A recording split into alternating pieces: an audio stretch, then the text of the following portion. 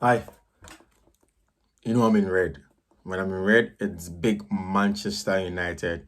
And today on the counter press on Fiifi-Manfred on YouTube, there's a lot for Manchester United and I delve straight into it. So again, like you always do, thank you very much for choosing the counter press.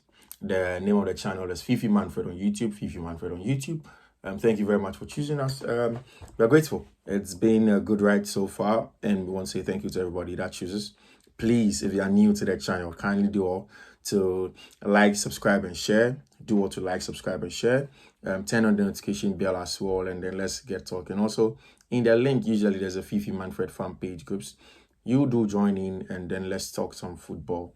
And as the season is coming, there's a lot of analysis, pre and post match analysis you are going to have in there. So yeah, thank you very much. Do like, subscribe, and share. This is Fiifi-Manfred on YouTube, and it is the player analysis of Atlanta boy, Danish Viking, new Erik ten Hag baby, Rasmus Hojlund. Rasmus Hojlund, top player. You see, so I'm one person that is very careful when it comes to analyzing strikers because the striking position is very funny. You can start out by having a lot of potential and you end up as being nothing because of myriad reasons. But it's about the adaptability of a striker that makes them stand out or not stand out. So if you see a striker and they have a lot of room for development, especially when they are getting older, then you know that the striker is good. And especially in football development from age 20, you are seen to be getting older and you should have had almost everything in terms of development coming up these days. So if you see a striker that is 20 years but has a lot more in terms of potential for them to exploit and harness, then you really know that this is a proper striker. Now, so as you already know, Rasmus Hojlund is a Danish striker. He's 20 years of age. So far as just by virtue of the fact that he's Danish, it means that he's a Viking. So now, immediately we say somebody's a Viking, you know the first thing that's attributed with them. It is the athleticism, is the aggression, is the combativeness. So Denmark is known to have produced some top players, especially in the pass attackers, like the Laudrup brothers and the likes. But in recent times, they seem to be producing a lot of midfielders and defenders. Joachim Andersen, Simon Kjær, Eriksson, a lot of top players that are, what's the name, midfielders and then defenders. We've seen the likes of Pierre-Emile Højbjerg, Christensen, Eriksson, Simon Kjær, Joachim Andersen, like I mentioned earlier. These are good players. In recent times, the Danish people haven't really had a proper striker in recent times. So you talk about players like Simon Braithwaite, Yusuf Poulsen, who is a hybrid, more like a number 10 and a 9, who had come through the ranks at Denmark. Fine, and apart from him, these are just the people.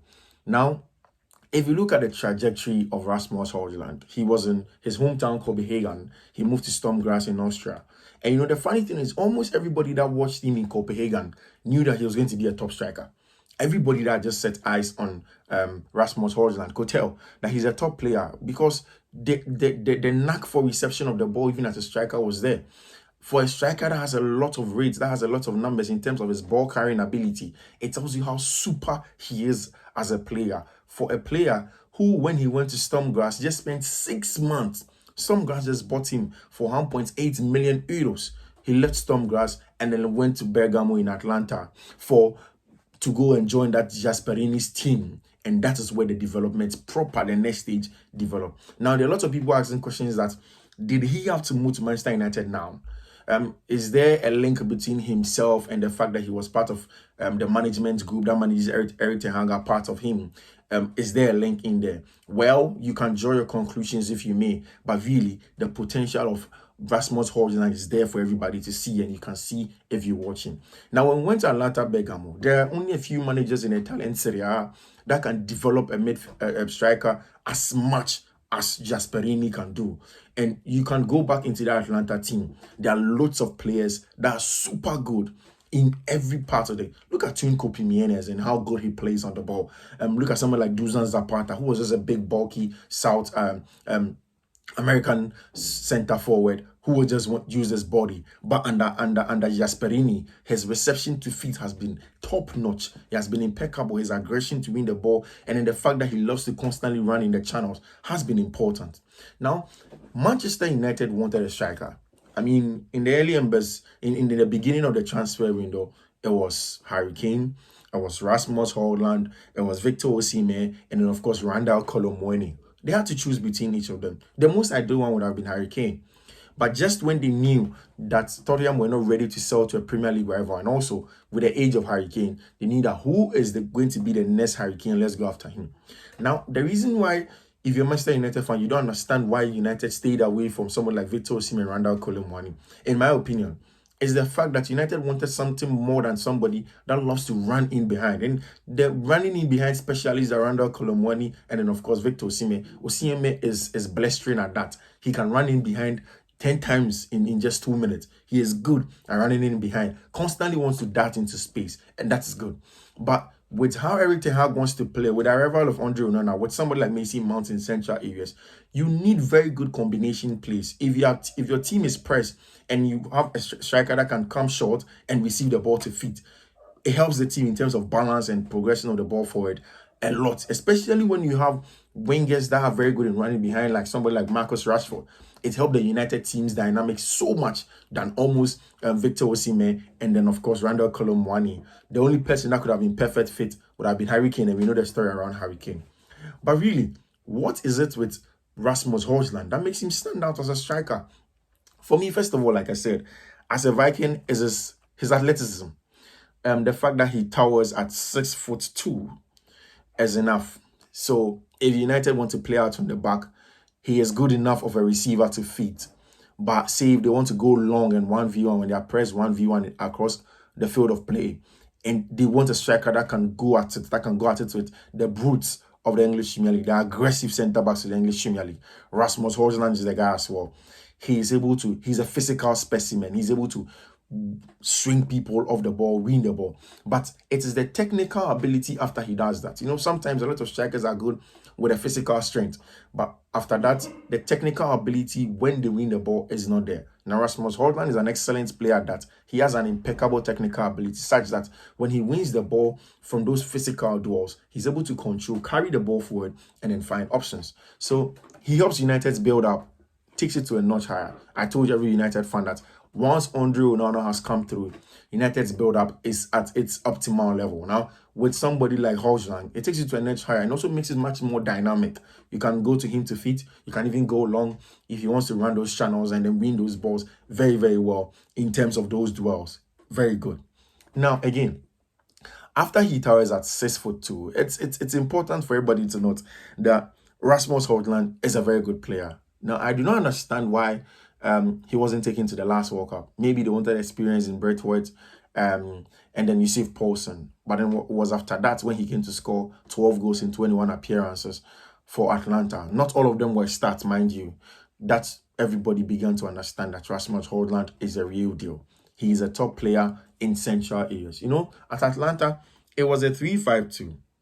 So he didn't play as a main guy at Atlanta. He was technically and essentially the second striker, the supporting role of a striker.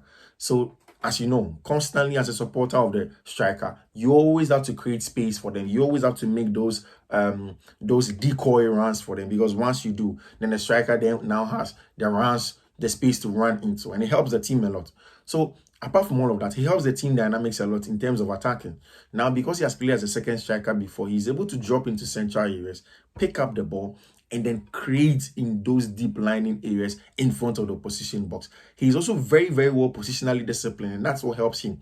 He's not the kind of striker that's constantly drifting into wide areas. It is the positional discipline of Hojlund that's going to help the build-up of Manchester United. And in that 3-5-2 of Atlanta, it affords him the intellect to learn, because, like you know, in a 3-5-2 system, you're literally occupying the same zones and a very small zone with another striker. Now, you have to be very disciplined. You have to be able to know how to harness and exploit space and time when the ball comes to you. And it is his reception rate that makes him a top guy in those creative parts of the game. Now, if United are having inside number 10s and say somebody like Mason Mount, that now helps in terms of combination play and then breaking down low block side. It's an exciting attribute to have as a striker. Now, he has the ball carrying ability, like I mentioned earlier.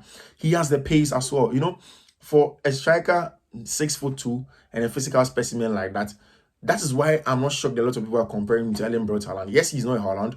He's not as fast as Haaland, but he has very good pace. The best of pace when he's on the shoulder of a center back will marvel you. He's quickly is able to do that very good shoulder drop, and then he's quick into the channels. It tells you how good he is as a striker. He knows how to run those channels very well. He's very quick, very athletic. He's able to hold up the game. He's able to play to feet as a striker. He's able to dart into those spaces. And it's the cognitive and technical ability in those central areas where there are usually lack of space that he's able to exploit. That's important. That makes him stand out amongst every other strikers. And again, for a striker, how are you going to succeed as a striker if you do not have the knack for goal? Yes, in Italy, two of the top strikers that have come through, young strikers that have come through in recent times, has been himself and Dusan Vlahovic. Yes, he did not match the goal-scoring pursuit of Dusan Vlahovic whilst he was at Fiorentina.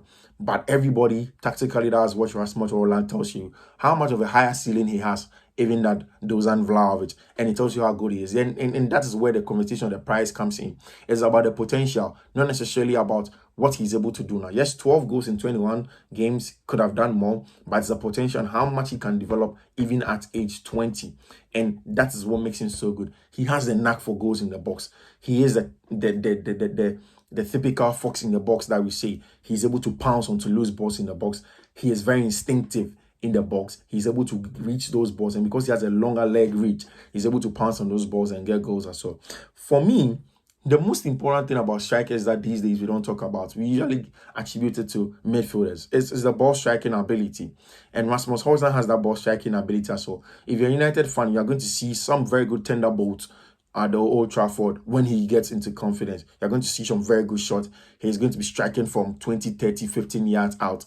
Because he has the confidence and he has a very good ball striking ability for a striker. So for me, just by the mere fact that he's a Viking, the mere fact that he's 6'2", the mere fact that he's an athletic specimen, and he's going to play under, say, someone like Erik ten Hag. Yes, the development is not done, but is he going under a manager that can really take him to the next level in terms of development? Yes, Erik ten Hag is the guy that can develop a player like that and take him to the next level. So in that 4-3-3 of Manchester United, however they want to set up, Rasmus Hojlund is an essential cog of that team, and Erik ten Hag has his man. Regardless of how much they've gotten for him, I'm not interested in that. As a tactical setup of Rasmus Hojlund, how good he is, and I'll show you some analysis of how he is as a striker and how good he can be. He's a top-notch guy, top draw player, and I think United have a gem on their hand. Very, very good player. Thank you. Do all again to like, subscribe, and share. My name again still remains Fiifi-Manfred. Grateful to have had you here on YouTube on Fiifi-Manfred, and I'll see you soon. Take care. Bye bye. Do all to like, subscribe, and share.